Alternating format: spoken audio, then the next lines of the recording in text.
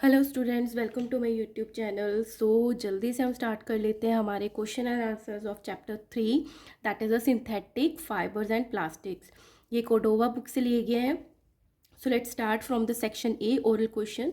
First is name any 3 natural fibres. कोई भी 3 natural fibres के नाम बताने हैं। Answer is wool, silk and cotton. ठीक है, very easy. B synthetic fibres, कोई भी 3 सिंथेटिक फाइबर्स के नाम बताने हैं। Rayon, nylon, terylene. ठीक है, आपको लर्न करने हैं। Second, name any 2 polyester fibres. कोई भी 2 पॉलिएस्टर फाइबर्स के नाम बताने हैं। Answer is terylene and Dacron. Third question is which type of plastic can not be processed again and again. एक होती है थर्मोसेटिंग, एक होती है thermoplastic.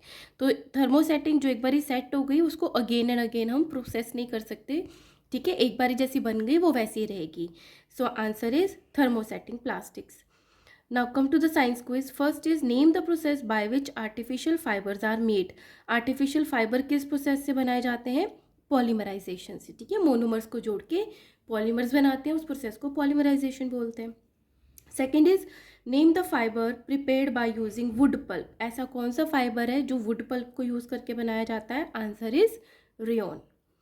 Third, name the plastic which is use in making electrical switches. Electrical switches में कौन सा plastic use होता है? बैकेलाइट यूज होता है। Now come to the worksheet that tick the correct option. First is which of the following fibre gives wool like feeling. Wool like जो feeling है वो कौन सा फाइबर देता है? That is a acrylic fibre. ठीक है, इसकी जो फीलिंग आती है वो ऐसा लगता है वूल जैसी है। Now come to the next question. Second is which of the following is not a thermoplastic. Thermoplastic कौन सा नहीं है? पॉलीथीन होता है, मेलामाइन, थर्मोसेटिंग होता है। पॉलीस्टरीन एंड जो पीवीसी है, ये तीनों के तीनों क्या है? थर्मोप्लास्टिक है। तो कौन सा नहीं है? मेलामाइन नहीं है। Third, the plastic use for making water pipes. Water pipes के लिए कौन सा प्लास्टिक यूज होता है? That is a PVC. Which of the following is a natural polymer. Natural polymer कौन सा है? Polyester no, nylon no, cellulose yes, इससे कॉटन बनता है ना। एक्रिलिक भी सिंथेटिक है। Now circle the odd one and give reason for your choice. First is cotton, jute, nylon and linen. इन सबको देख के क्या पता चल रहा है? जो लिनिन, जूट और कॉटन है वो तो नेचुरल फाइबर्स है, और जो नाइलॉन है वो क्या है? एक सिंथेटिक फाइबर है। बैकेलाइट, मेलामाइन, फॉर्मिका और पीवीसी, इसमें क्या ऑड है? पीवीसी, क्योंकि ये थर्मोप्लास्टिक है, और जो फॉर्मिका, मेलामाइन और बैकेलाइट है ये थर्मोसेटिंग प्लास्टिक्स है। ठीक है, so answer is PVC. Now come to the fill in the blanks. First is the monomer of the nylon fibre. Nylon fibre का मोनोमर क्या है? Amide molecule, AMIDE, amide. Second is synthetic fibre absorb very little fibre, very little water है यहाँ पे, है ना, कि जो सिंथेटिक फाइबर्स है वो बहुत कम पानी को एब्जॉर्ब करते हैं। And this property is called, इस प्रॉपर्टी को क्या कहते हैं? Drip dry, drip dry property, कि जल्दी से डिप करके उसको बाहर निकाल लिया, वो सूख गया। ठीक है। Third is thermosetting plastic does not become dash on heating. Thermosetting plastic को हीट करने पे क्या नहीं होता? They do not become soft, वो सॉफ्ट नहीं हो जाते थर्मोप्लास्टिक की तरह। Fourth is the plastic waste dump in water cause. अगर प्लास्टिक का जो भी वेस्ट है पानी में डाल देते हैं तो वो क्या कॉज करता है? Water pollution, water pollution. Okay students, easy है ना। Let's do the section B. इसमें MCQs गिवन है रिलेटेड टू एक्टिविटी जो हमने करी थी। इसमें हमने एक स्टैंड ले लिया था और 3-4 तरीके के हमने थ्रेड्स लिए थे, cotton, jute, silk and nylon का। तो फिर क्या करा था हमने? सेम लेंथ और सेम थिकनेस के लिए थे थ्रेड्स, और उनको हैंग करके स्टैंड से 1 बाय 1 हमने मार्बल रखे थे। तो जब एक रखा, दूसरा रखा, तो कब वो थ्रेड जो है वो टूट जाता है, तो इस पे डिपेंड करता है कि वो थ्रेड कितना स्ट्रॉन्ग है ना। ये एक्टिविटी करी थी। सो इसमें क्या क्वेश्चन है? The thread which hold the maximum number of marble is. किसने मैक्सिमम नंबर ऑफ मार्बल को होल्ड किया था? जो सबसे ज़्यादा स्ट्रॉन्ग होगा, क्योंकि कम डालेंगे, 1-2 डालेंगे तभी टूट जाएगा, तो वो वीक है। तो सबसे ज़्यादा जिसने मार्बल्स को होल्ड किया वो क्या था? स्ट्रॉन्गेस्ट था। Second, all threads should be of the same dash, weight के होने चाहिए थ्रेड्स, लेंथ के, मास के, वॉल्यूम से। इसमें थिकनेस और लेंथ थी तो हम इसको में लेंथ को टिक करेंगे। Third, which of the following threads is the strongest, strongest thread इसमें कौन सा था, सिल्क, कॉटन, वूल और नायलॉन, तो आंसर इज नायलॉन। ठीक है, now come to the B part, that is a very short answer question. First is which fiber is also called artificial silk, artificial silk किसको बोलते हैं, रेयन को बोलते हैं। Second, name the monomer of nylon, यह भी हमने fill in the blanks में करा था, amide is a monomer of nylon. Third is give any two example of thermoplastic, thermoplastic के दो एग्जाम्पल लिखने हैं, that is a polythene and the PVC polyvinyl chloride. Fourth question is give any two examples to show that the plastic are non corrosive in nature, कि वो non corrosive है, वो खराब नहीं होते हैं, ठीक है, in nature। फर्स्ट है pickle usually come packed in the plastic bottles, pickle contain acid yet no harm is done to the plastic bottle or sachet, कि जो अचार होते हैं, pickles होते हैं मार्केट में, वो प्लास्टिक बॉटल्स में आते हैं, उनमें एसिड भी प्रेजेंट होता है लेकिन जो प्लास्टिक को कोई नुकसान नहीं होता, तो ये नॉन कोरोसिव इन नेचर होते हैं। Second is sanitary cleaners to clean bathrooms are sold in plastic bottles, similarly जो सैनिटरी जिसमें एसिड होता है वो बाथरूम में जो क्लीन करते हैं वो भी प्लास्टिक बॉटल्स में आते हैं, तो वो भी कोरोसिव नहीं करता, ख़राब नहीं होता। So these two example shows non corrosive nature of plastic, कि उसको कोरोड नहीं हो सकता, जैसे कि आयरन पे जंग लग जाती है वैसे प्लास्टिक में नहीं होता। Fifth question is name the monomers of the polymers, कुछ पॉलीमर्स गिवन है, उसके मोनोमर्स का नाम बताना है। सेलुलोज का है ग्लूकोज, नायलॉन का है एमाइड, तो यही बार बार रिपीट हो रहे हैं, इनको तो आप लर्न कर ही लेना। C part is short answer type 1 question. First question is what are human made और सिंथेटिक फाइबर्स, कौन से होते हैं, क्या मतलब है इस ह्यूमन मेड और सिंथेटिक फाइबर्स का। The fibres obtain through the different chemical processes, तो वो वाले फाइबर्स जो डिफरेंट केमिकल प्रोसेस से बनाते हैं in the industries are known as a human made fibre और द सिंथेटिक फाइबर्स। आप इसमें एग्जाम्पल भी लिख दोगे लाइक नायलॉन, रेयन, ठीक है, एग्जाम्पल भी लिख देना। Second, what is plastic, plastic क्या है, give any two uses of plastic, उसके टू यूजेस बताने हैं। एज इट इज़ लर्न कर लो इसको। अ plastic is a synthetic material, एक तो सिंथेटिक है, बनाया गया है, नेचुरल नहीं है, made up of a very large number of small monomers joint and to form a long chain. एक सिंथेटिक फाइबर है जो मोनोमर्स को जोड़ के पॉलीमर से बनाया जाता है ऑन हीटिंग। और क्या इसकी क्वालिटी है कि जब हम हीट करते हैं प्लास्टिक को, become soft and can be moulded into desired shape, और हम उसको डिजायर्ड शेप में मोल्ड भी कर सकते हैं। Two uses, first is plastics are non conductors of heat, इसमें हीट का कंडक्शन नहीं होता, therefore use to make handles of kitchen utensils. Second is plastics are light in weight, जो प्लास्टिक है वो हल्के होते हैं वजन में, रिजिड, लाइट भी होते हैं लेकिन स्ट्रॉन्ग भी होते हैं।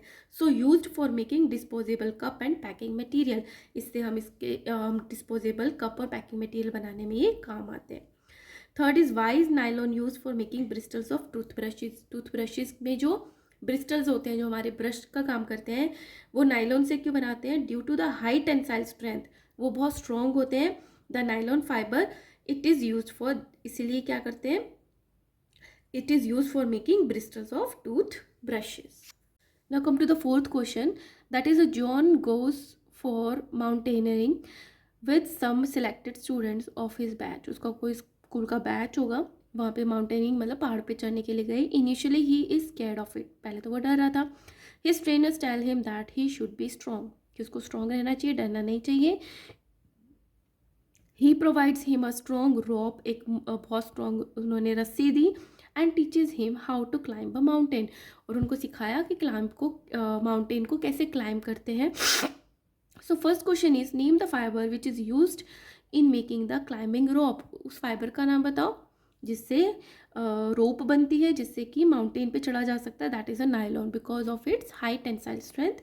B question is what can we learn from the John and his trainer, कि हमें जॉन और ट्रेनर से क्या सीखने को मिलता है। We should become strong enough before going for mountaineering, मतलब हम माउंटेन पे चढ़ने जा रहे हैं तो हमें स्ट्रॉन्ग भी रहना है, हेल्दी भी रहना है। And keep all things with us needed during adventures, कि जब हम कोई भी एडवेंचर्स करने जा रहे हैं तो हम उस एडवेंचर से रिलेटेड सारी चीज़ें, ज़रूरत की चीज़ें हमारे पास होनी चाहिए।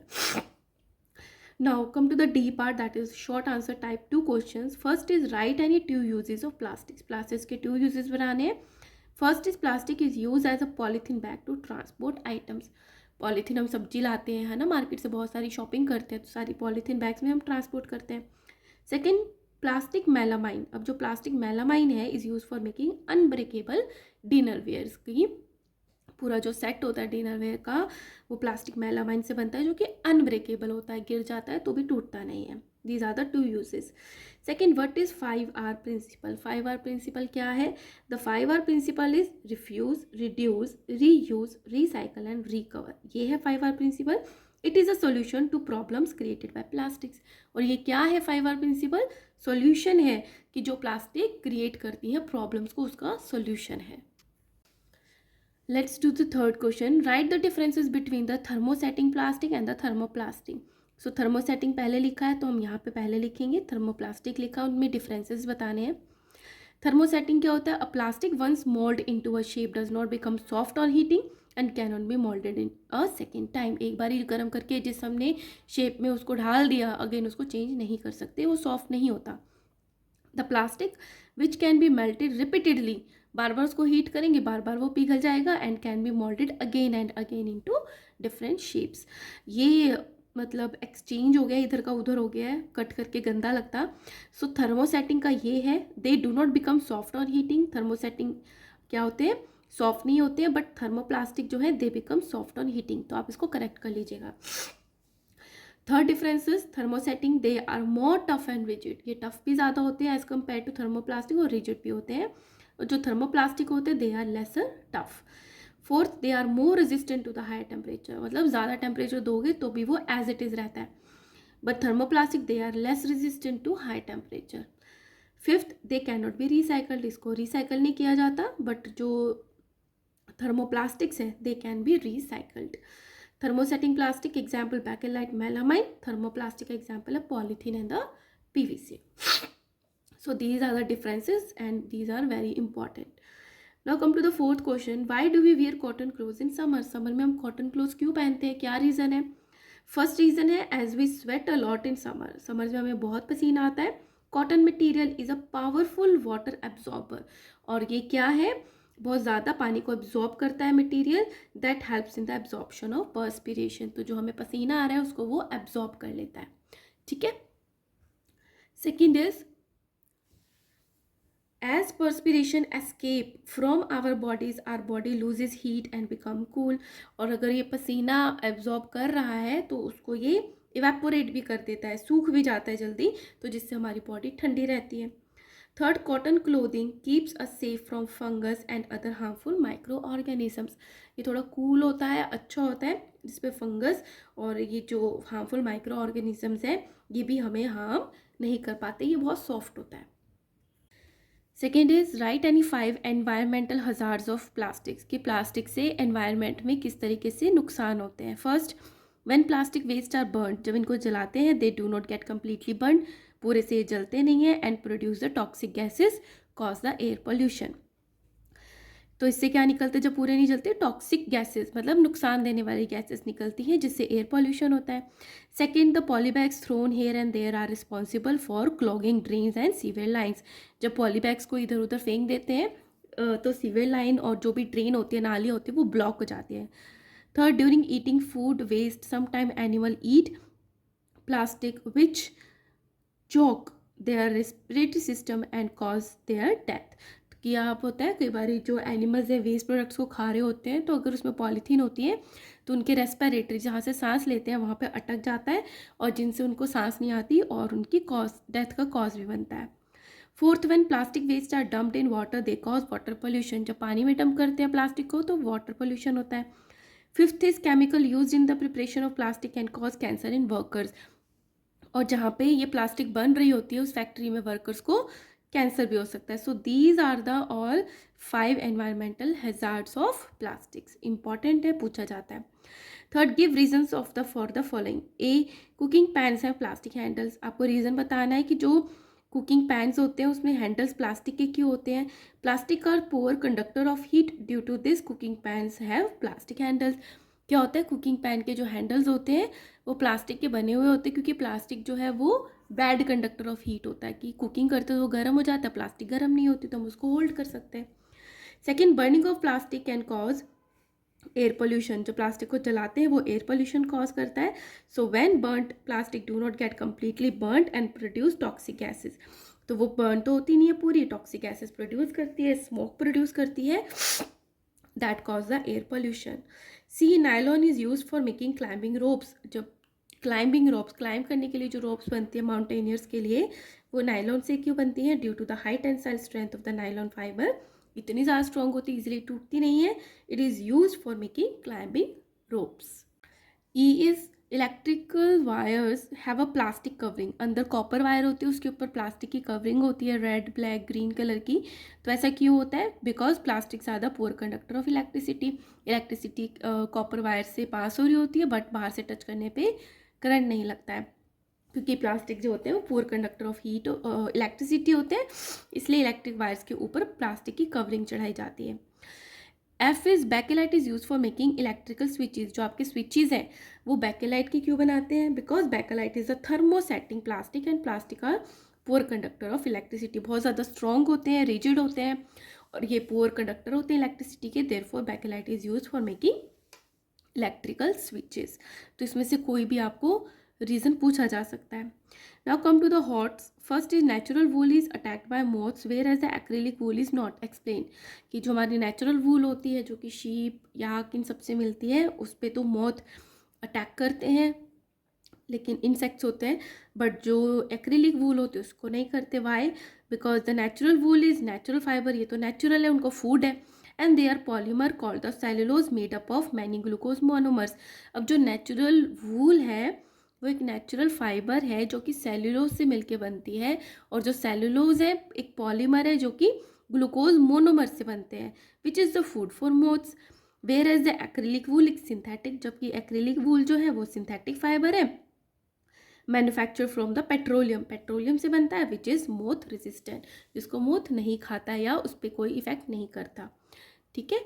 Now second is production of synthetic fibres help in the conservation of forest comment. कि अगर हम सिंथेटिक फाइबर्स जो है उनको प्रोड्यूस करते हैं, बनाते हैं, तो हमारी जो फॉरेस्ट है, जंगल है, वो बचे रहते हैं. कैसे? Because the synthetic fibres are manufactured from the petrochemical, so no trees have to be cut down for making them. Natural fibres को बनाने के लिए हमें कट डाउन नहीं करने पड़ते ट्रीज़ को, क्योंकि सिंथेटिक फाइबर तो पेट्रोकेमिकल से बनता है, तो हमारे फॉरेस्ट जो है वो बच जाते हैं. Now come to the application based question. First is which fiber would you use for making fishing net and why? Fishing net के लिए आप कौन सा फाइबर यूज़ करोगे? We use nylon for making fishing net because its high tensile strength. बहुत strong होता है, तो हम कौन सा नेट यूज़ करेंगे? जो कि नाइलॉन से बना हुआ होता है. Your mother has bought 2 lunch boxes for you. आपकी मदर ने 2 लंच बॉक्स खरीदे हैं. One is made up of plastic, एक प्लास्टिक का है, and the other is made up of steel, other दूसरा जो है वो स्टील का है. Which one will you use and why? कौन सा आप यूज़ करोगे और क्यों? अब आपको ये चैप्टर पढ़ के समझ आ गया होगा. I use steel tiffin as it is safe to have food in it. क्योंकि जो उसमें फूड होता है वो सेफ होता है. As plastics are dangerous for health. हमारी हेल्थ के लिए प्लास्टिक डेंजरस होती हैं, because it get react with food and mix with it and can cause cancer. और क्योंकि प्लास्टिक जो है धीरे धीरे घुल के खाने में मिक्स हो जाती है, जो कि कैंसर को कॉज करता है. That's why I choose steel tiffin on the plastic tiffin. So here we have completed our another chapter. So congratulations, and if you are watching my videos then kindly like, share and subscribe. मैं आपको एक link share करूँगी, screenshot है जिसमें है कि people are coming and watch my videos but not subscribe, so kindly subscribe, right? Thank you so much in advance.